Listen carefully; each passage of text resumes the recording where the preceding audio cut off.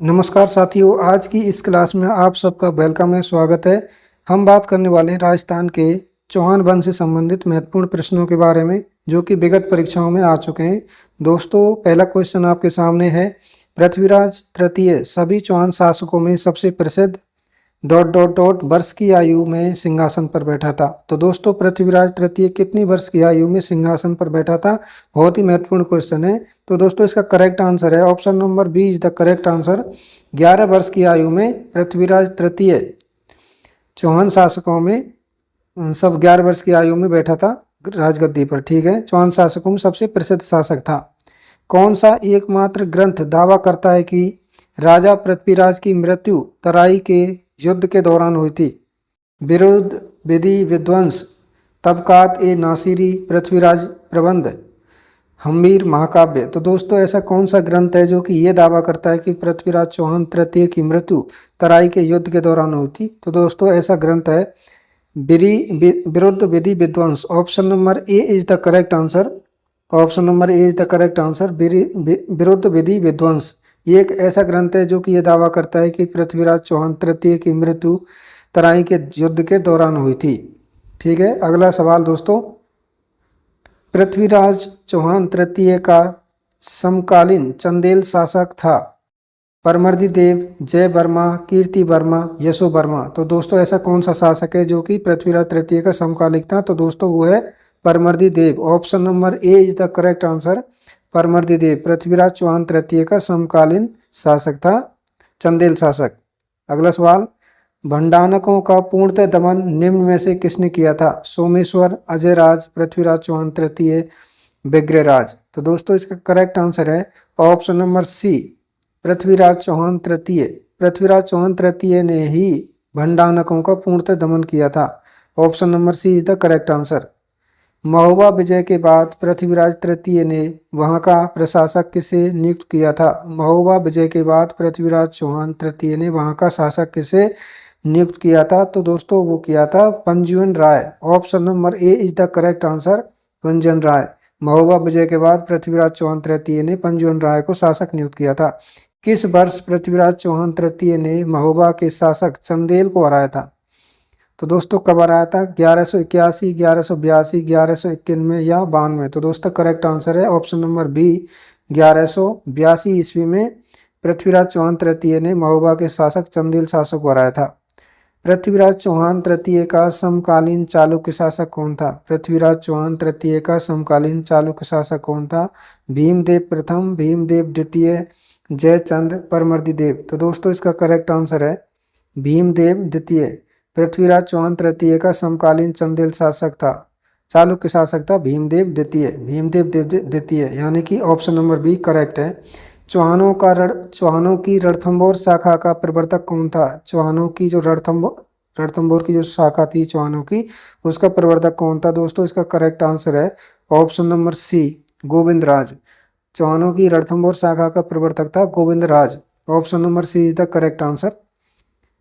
रणथंभौर के शासक जिन्होंने सल्तनत के विरुद्ध प्रतिरोध किया था, वो कौन थे? प्रहलाद एवं हम्बीर, वीर नारायण एवं हम्बीर, उदय सिंह एवं हम्बीर, बाघ भट्ट एवं हम्बीर। तो दोस्तों, इसका करेक्ट आंसर है ऑप्शन नंबर डी, बाघ भट्ट एवं हम्बीर।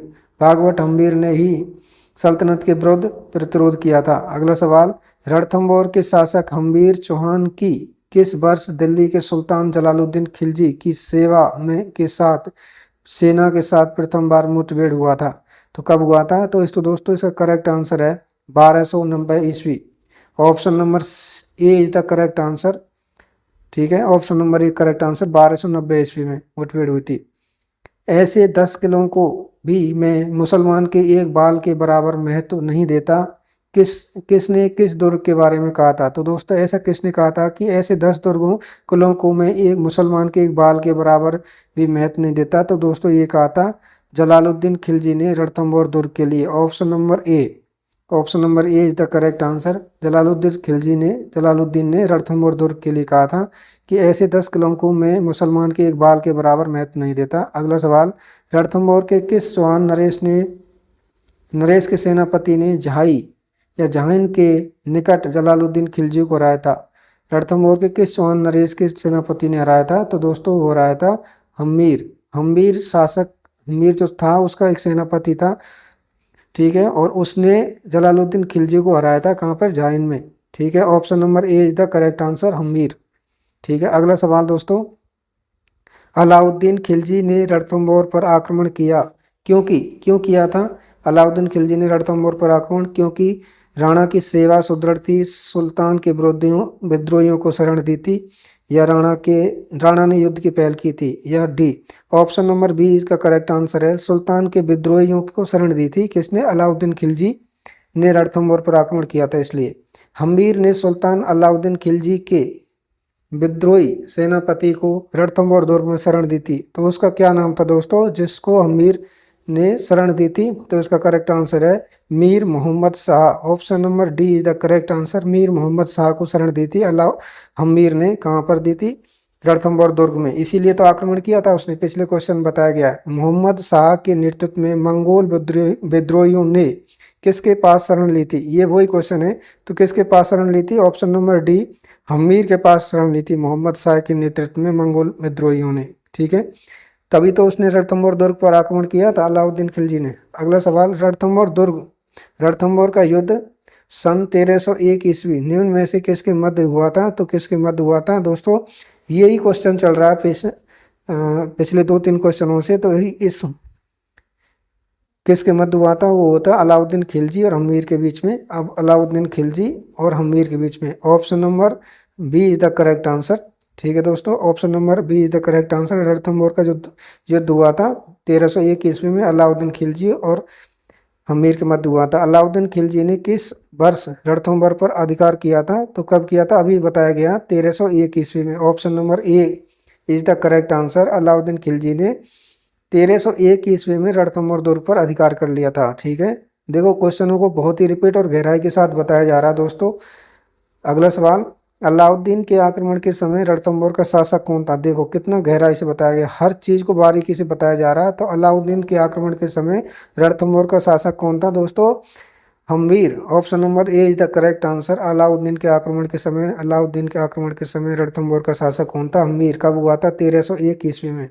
और क्यों किया गया था ये भी बताया गया है। हम्मीर के किन 2 मंत्रियों की गद्दारी से रणथंभौर का पतन हुआ था, और क्यों पतन हुआ था ये भी बताया गया है कि रणथंभौर पर जो आक्रमण हुआ था और उस पर अधिकार कर लिया था, ठीक है। तो वो अधिकार किसकी वजह से हुआ था? हम्मीर के 2 मंत्री थे, रणमल और Rattipal. Option number D the correct answer है। रणमल और रत्तीपाल की गद्दारी की वजह से ही रणथंभौर दुर्ग पर अधिकार हुआ था। 1300 ईस्वी में रणथंभौर पर आक्रमण के दौरान अलाउद्दीन खिलजी का सेना नायक मारा गया था। 1301 ईस्वी है दोस्तों ये। 1301 ईस्वी में रणथंभौर पर आक्रमण के दौरान अलाउद्दीन खिलजी का कौन सा सेना नायक मारा गया था? अब इसका करेक्ट आंसर है Nusrat Khan. Option number B is the correct answer, Nusrat Khan. अगला सवाल, रणथंभौर की विजय के उपरांत अलाउद्दीन खिलजी ने इस दुर्ग को किसके अधिकार में सौंपा था? तो किसके अधिकार में सौंपा था? तो ये सौंपा था उलूग खां। उलूग खान का एक सेना नायक था Ulugh Khan. Option number A is the correct answer. Ranthambore की विजय के उपरांत अलाउद्दीन खिलजी ने उलूग खां को रणथंभौर दुर्ग का अधिकार दे दिया था। अगला सवाल, जालौर के चौहान शासकों में से कौन से राजा को दिल्ली के किसी सुल्तान के आक्रमण का सामना नहीं करना पड़ा था? तो जालौर का ऐसा कौन सा शासक था जिसको दिल्ली के सुल्तान का आक्रमण का सामना नहीं करना पड़ा था? तो वो था Chachig Dev. Option number D is the correct answer है। जालौर का एक ऐसा शासक था जिसने दिल्ली के सुल्तान का आक्रमण का सामना नहीं किया था, चाचिंग देव। राजस्थान का प्रथम चौहान राज्य था अजमेर, रणथंभौर, हाड़ौती, नाडौल। तो कौन सा था राजस्थान का प्रथम चौहान शासक? तो वो था Nadol. Option number D is the correct answer. Rajasthan का प्रथम चौहान राज्य था नाडौल, ठीक है। राजस्थान का प्रथम चौहान राज्य कौन सा था? नाडौल था। Option number D is the correct answer. Jalore के चौहान वंश का संस्थापक कौन था? जालौर के चौहान वंश का संस्थापक कौन था दोस्तों? तो जालौर के जो चौहान वंश था उसका संस्थापक था Kirtipal. Option number B is the correct answer. Jalore के चौहान वंश का संस्थापक कीर्तिपाल था, ठीक है। अगला सवाल देखते हैं दोस्तों, जालौर पर सोनगढ़ चौहानों ने किसे पराजित कर अपना अधिकार किया था? जालौर पर सोनगढ़ चौहानों ने किसे पराजित करके अपना अधिकार किया था? परमार, प्रतिहार, राठौड़, चालुक्य। तो दोस्तों परमार शासकों को पराजित करके, परमार वंश को पराजित करके सोनगढ़ चौहानों ने जालौर पर अधिकार किया था। Option number A is the correct answer, Parmar. Kanhadde कहाँ का शासक था? मेवाड़ का, रणथंभौर का, जालौर का, सांवर का। तो दोस्तों कानड़दे जो था वो कहाँ का शासक था? वो था ऑप्शन नंबर सी, जालौर का शासक था कानड़दे। कानड़दे कहाँ का शासक था? जालौर का। ठीक है। अगला सवाल दोस्तों, जालौर के अलाउद्दीन का समकालीन शासक कौन था? तो दोस्तों अभी बताया गया है कि कौन था। जालौर के अलाउद्दीन का समकालीन शासक कौन था? तो वो था कानड़दे। ऑप्शन नंबर बी इसका करेक्ट आंसर है। अगला सवाल दोस्तों, निम्नलिखित में से किस राजस्थानी ग्रंथ में अलाउद्दीन खिलजी की जालौर विजय का विवरण मिलता है? निम्नलिखित में से किस राजस्थानी ग्रंथ में अलाउद्दीन खिलजी की जालौर विजय का विवरण मिलता है? तो मिलता है Kanhadde Prabandh. Option number A is the correct answer. Kanhadde Prabandh में मिलता है कि अलाउद्दीन खिलजी ने जालौर पर अधिकार किया था, विजय प्राप्त की थी कानड़दे प्रबंध में। अगला सवाल, कानड़दे का मुख्यमंत्री कौन था? कानड़दे का मुख्यमंत्री कौन था? जैता देवड़ा, विक्रम देव, पद्मनाभ देवड़ा, सुल्तान। तो दोस्तों कौन था? Jaita Devda. Option number A is the correct answer है। कानड़दे का मुख्यमंत्री कौन था? Jaita Devda. Option number A is the correct answer. दोस्तों वीडियो पसंद आई है तो वीडियो को लाइक करें और चैनल को सब्सक्राइब करें। अलाउद्दीन खिलजी ने किस दुर्ग को जीतकर उसका नाम खैराबाद रखा था? अलाउद्दीन खिलजी ने किस दुर्ग को जीतकर उसका नाम खैराबाद रखा था? सिवाना, जोधपुर, रणथंभौर और चित्तौड़गढ़। तो इसका करेक्ट आंसर है Siwana. Option number A is the correct answer, Siwana. Alauddin Khilji ने सिवाना दुर्ग को जीतकर उसका नाम खैराबाद रखा था। Option number A is the correct answer. अगला सवाल दोस्तों, फरिश्ता के अनुसार अलाउद्दीन खिलजी का जालौर पर द्वितीय आक्रमण किस वर्ष हुआ था? फरिश्ता के अनुसार अलाउद्दीन खिलजी का जालौर पर द्वितीय आक्रमण किस वर्ष हुआ था? तो कब हुआ था दोस्तों? फरिश्ता के अनुसार 1311 ईस्वी में। Option number D is the correct answer, 1311 ईस्वी। फरिश्ता के अनुसार अलाउद्दीन खिलजी ने जालौर पर आक्रमण किया था। दूसरा कब किया था? 1311 ईस्वी में। अलाउद्दीन खिलजी ने 1311 ईस्वी में जालौर को जीतकर उसका नाम क्या रखा था? अलाउद्दीन खिलजी ने 1311 ईस्वी में जालौर को जीतकर उसका नाम क्या रखा था? तो वो रखा था जलालाबाद। ऑप्शन नंबर सी इसका करेक्ट आंसर है, जलालाबाद। ठीक है। अलाउद्दीन खिलजी ने 1311 ईस्वी में जालौर को जीतकर उसका नाम जलालाबाद कर दिया था। ऑप्शन नंबर सी करेक्ट है। अलाउद्दीन खिलजी ने जालौर के किस राजपूत वंश का अंत कर दिया था? अलाउद्दीन खिलजी ने जालौर के किस राजपूत वंश का अंत कर दिया था? भोइल वंश का, राठौड़ वंश का, कछवा वंश का, सोनगढ़ चौहान वंश का। तो दोस्तों इसका करेक्ट आंसर है डी, सोनगढ़ चौहानों का। ठीक है।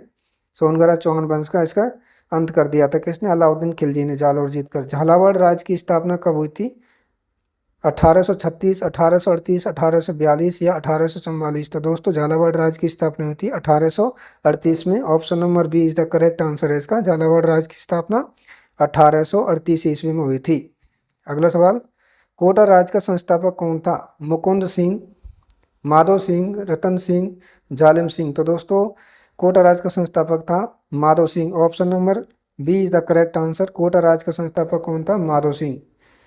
ऑप्शन नंबर बी इसका करेक्ट है। अगला सवाल दोस्तों, अंग्रेजों ने मांगरोल युद्ध में कोटा महाराज के विरुद्ध किसकी सहायता की थी? बलवंत सिंह की, बन्ने सिंह की, जालम सिंह की, शंभू सिंह की। तो किसकी की थी? जालम सिंह की सहायता की थी अंग्रेजों ने मांगरोल युद्ध में कोटा महाराज के विरुद्ध में। कब हुआ था? 1821 ईस्वी में हुआ था ये युद्ध।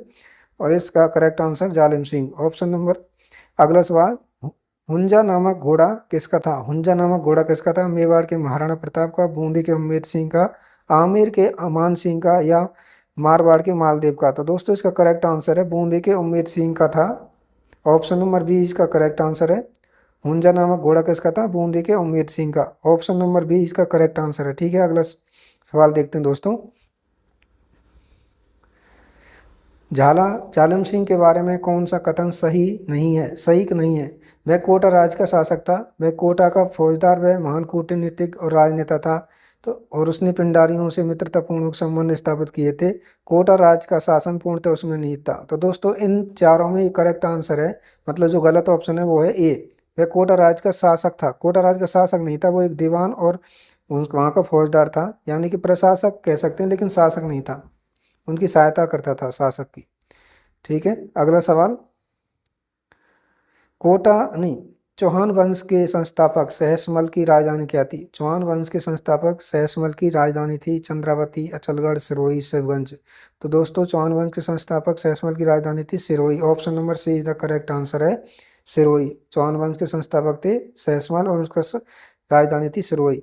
निम्नलिखित में से कौन सी पुस्तक चौहानों के इतिहास के बारे में जानकारी का स्रोत नहीं है?